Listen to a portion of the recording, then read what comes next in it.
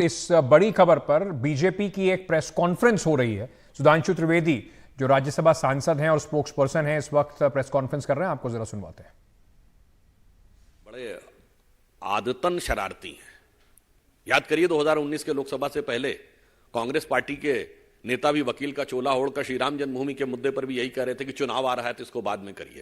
आज भ्रष्टाचार के मुद्दे पे चुनाव आने की बात पे कही तो कोर्ट साफ साफ कह रहा है कि किसी भी प्रकार का राजनैतिक संदर्भ न्यायालय के समक्ष देना उचित नहीं है।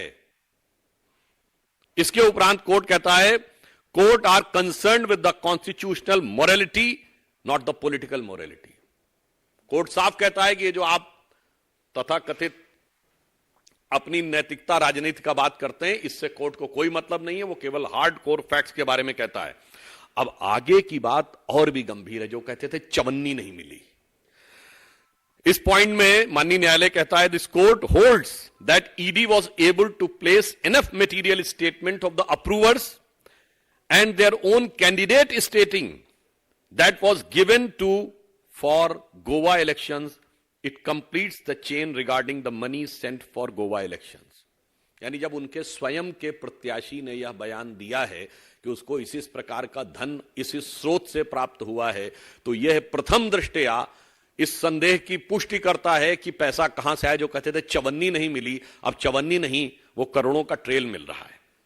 इसलिए हम ये बात साफ कहना चाहते हैं कि इंडिया अगेंस्ट करप्शन की अन्ना क्रांति से शुरू हुआ आंदोलन आज के में तब्दील हो गया है, यानी केजरी करप्शन क्रांति में तब्दील हो गया है। एक दशक के अंदर इतना बड़ा पराभव संभवतः भारत की राजनीति में कभी देखने को नहीं मिला होगा।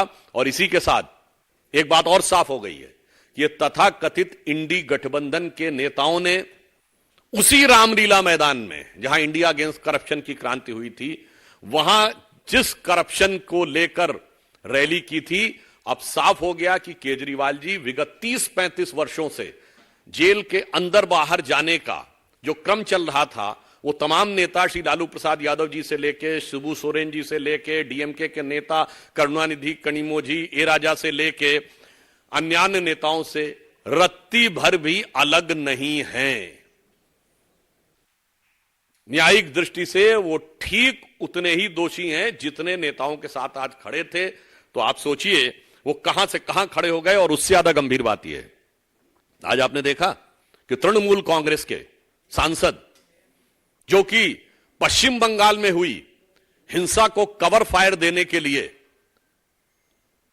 चुनाव आयोग के पास गए थे, तो उनको बचाने के लिए ये मौसेरे भाई आम आदमी पार्टी वाले उनको कवर फायर देने के लिए गए थे।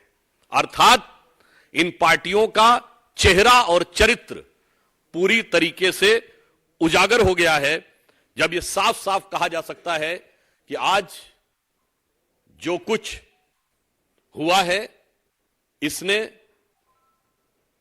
भारत की राजनीति में जन सामान्य के लिए और भारत के प्रबुद्ध नागरिकों के लिए एक प्रश्न छोड़ा है कि कई बार ये नई राजनीति के प्रयोग का छलावरण लेकर जो लोग आते हैं, उनकी अंदरूनी हकीकत क्या होती है, यह पूरी तरीके से आज साफ साफ सबके सामने आ गया है।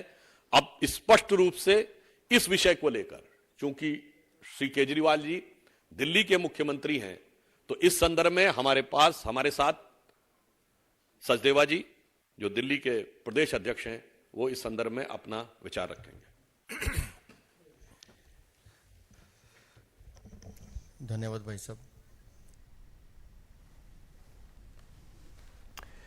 तो इस वक्त Bharatiya Janata party press conference करके अरविंद केजरीवाल और आम आदमी पार्टी पर हमलावर है। अरविंद केजरीवाल की गिरफ्तारी को चुनौती जो दी गई थी हाईकोर्ट में, उसको खारिज कर दिया गया है।